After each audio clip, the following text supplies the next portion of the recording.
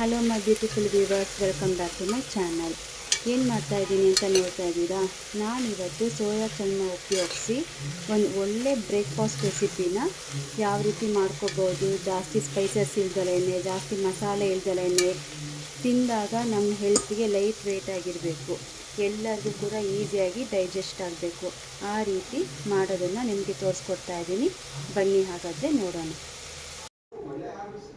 ನೋಡಿ, ನಾನು ಮೊದಲನೇದಾಗಿ ಇಲ್ಲಿ ಕುಕ್ಕರ್ನ ತೊಗೊಂಡಿದ್ದೀನಿ. ಈ ಕುಕ್ಕರ್ಗೆ ನಾನು ಒಂದು ಸ್ವಲ್ಪ ಎಣ್ಣೆನ ಹಾಕೋತಾ ಇದ್ದೀನಿ. ಒಂದು ಸ್ವಲ್ಪ ತುಪ್ಪನೂ ಸಹ ನಾನಿಲ್ಲಿ ಸೇರಿಸ್ಕೋತಾ ಇದ್ದೀನಿ. ನೋಡಿ, ಇಲ್ಲಿ ಎಣ್ಣೆ ತುಪ್ಪ ಕಾದಿದೆ. ಈಗ ಇದಕ್ಕೆ 1 ಇಂಚು ಚಕ್ಕೆನ ಹಾಕೋತಾ ಇದ್ದೀನಿ, 2 ಏಲಕ್ಕಿನ ಹಾಕೋತಾ ಇದ್ದೀನಿ, ಸುಮಾರು ಒಂದು 5 ಲವಂಗನ ಹಾಕ್ಕೊಂಡಿದ್ದೀನಿ, 1 ಮರಾಠ ಮೊಗ್ಗು, ಒಂದು ಸ್ವಲ್ಪ ಕಲ್ಲುವ ಹಾಕ್ಕೊಂಡಿದ್ದೀನಿ, ಅನಾರಸ್ ಫ್ಲವರ್ನ ಹಾಕ್ಕೊಂಡಿದ್ದೀನಿ. ಇಲ್ಲಿ ಒಂದು ಪಲಾವ್ ಎಲೆನ ಹಾಕ್ಕೊಂಡಿದ್ದೀನಿ, 1 ಸ್ಪೂನಷ್ಟು ಕಸೂರಿ ಮೇಥಿನ ಹಾಕ್ಕೊಂಡಿದ್ದೀನಿ. ಎಲ್ಲನೂ ಚೆನ್ನಾಗಿ ಲೈಟಾಗಿ ಫ್ರೈ ಮಾಡ್ಕೊಳ್ಳಿ, ಯಾವುದು ಸಿಗಬಾರ್ದು. ಈಗ ಇದಕ್ಕೆ ಸುಮಾರು 2 ಈರುಳ್ಳಿ, ಮೀಡಿಯಮ್ ಸೈಜು 2 ಈರುಳ್ಳಿನ ಸಣ್ಣದಾಗಿ ಚಾಪ್ ಮಾಡಿ ತೊಗೊಂಡಿದ್ದೀನಿ. ಈಗ ಇದನ್ನು ಕೂಡ ಚೆನ್ನಾಗಿ ಫ್ರೈ ಮಾಡ್ಕೊಳ್ಳಿ.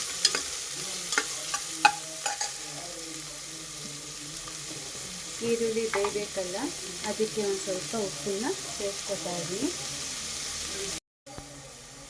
ನೋಡಿ, ಈಗ ನಾನು ತರಕಾರಿಗಳನ್ನ ಹಾಕೋತಾ ಇದ್ದೀನಿ.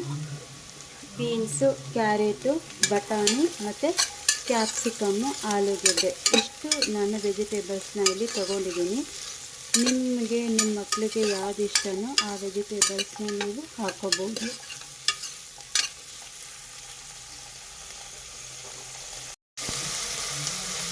ನೋಡಿ, ತರಕಾರಿ ಈಗ ಫ್ರೈ ಆಗ್ತಾಯಿದೆ. ಈಗ ಇದಕ್ಕೆ ನಾನಿಲ್ಲಿ ಸೋಯಾ ಚಂಕ್ನ ತೊಗೊಂಡಿದ್ದೀನಿ.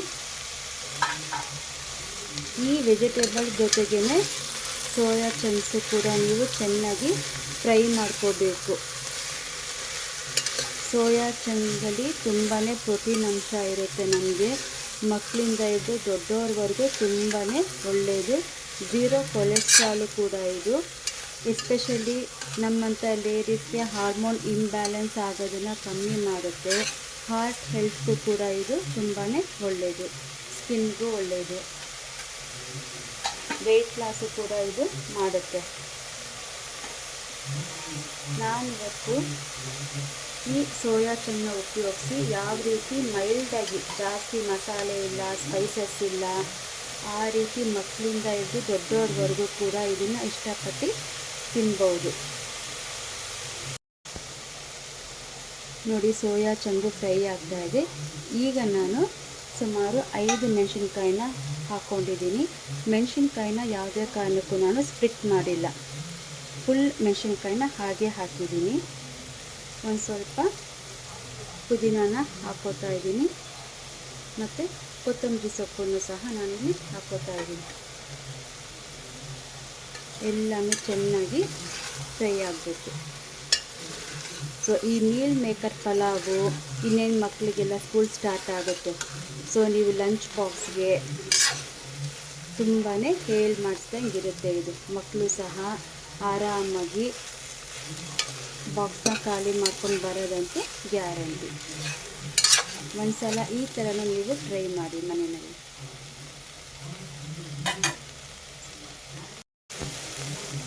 ನೋಡಿ, ಈಗ ನಾನಿಲ್ಲಿ ಶುಂಠಿ ಬೆಳ್ಳುಳ್ಳಿ ಪೇಸ್ಟ್ನ ಸೇರಿಸ್ತಾ ಇದ್ದೀನಿ.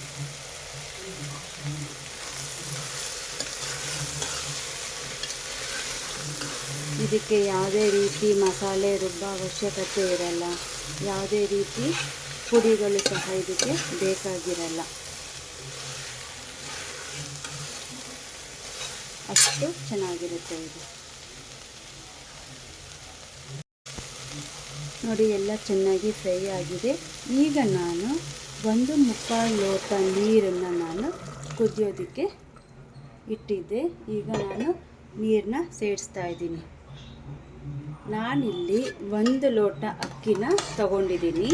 ಅದಕ್ಕೆ ಸರಿಯಾದ ಪ್ರಮಾಣದಲ್ಲಿ ಅಳತೆ 1/4 ಗ್ಲಾಸ್ ನೀರನ್ನು ನಾನಿಲ್ಲಿ ಹಾಕ್ಕೊಂಡಿದ್ದೀನಿ. ನಾನು ತೊಗೊಂಡಿರೋ ಅಕ್ಕಿ ಬಾಸುಮತಿ ಅಕ್ಕಿ. ನೀವು ನಿಮ್ಮ ಮನೆಯಲ್ಲಿ ಯಾವುದನ್ನು ಉಪಯೋಗಿಸ್ತೀರೋ ಅದನ್ನೇ ನೀವು ಉಪಯೋಗಿಸಿ. ಯಾಕೆ ನಿಮ್ಗೆ ಗೊತ್ತಿರುತ್ತೆ ನಿಮ್ಮ ಮನೆ ಅಕ್ಕಿಗೆ ಎಷ್ಟು ನೀರು ಹಾಕಬೇಕು ಅಂತ. ಸೊ ನಾನಿಲ್ಲಿ 1 ಲೋಟ ಬಾಸುಮತಿ ಅಕ್ಕಿಗೆ 1/4 ಲೋಟ ನೀರನ್ನು ತಗೊಂಡಿದ್ದೀನಿ. ನೋಡಿ, ನಾನೀಗ ನಿಂಬೆ ರಸನ ಹಿಂಡ್ಕೋತಾ ಇದ್ದೀನಿ.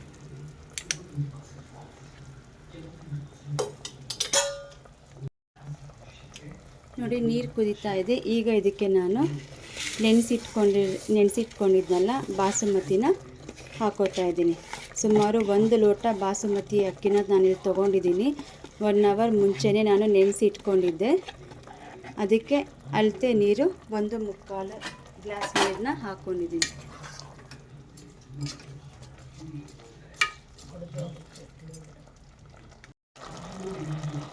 ನೋಡಿ, ಈಗ ನಾನು ಲಿಡ್ನ ಕ್ಲೋಸ್ ಮಾಡ್ತಾ ಇದ್ದೀನಿ. 2 ವಿಷಲ್ ಬಂದರೆ ಸಾಕು ನಮಗೆ.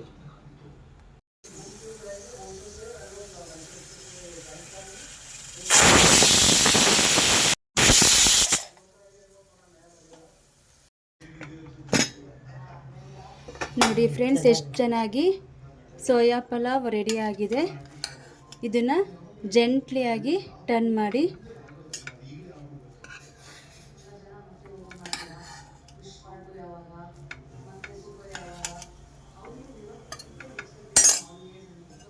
ನೋಡಿದ್ರಲ್ಲ, ಫಸ್ಟ್ ಕ್ಲಾಸಾಗಿ ರೆಡಿಯಾಗಿದೆ. ಇದನ್ನು ಡಿಶ್ ಔಟ್ ಮಾಡ್ತೀನಿ.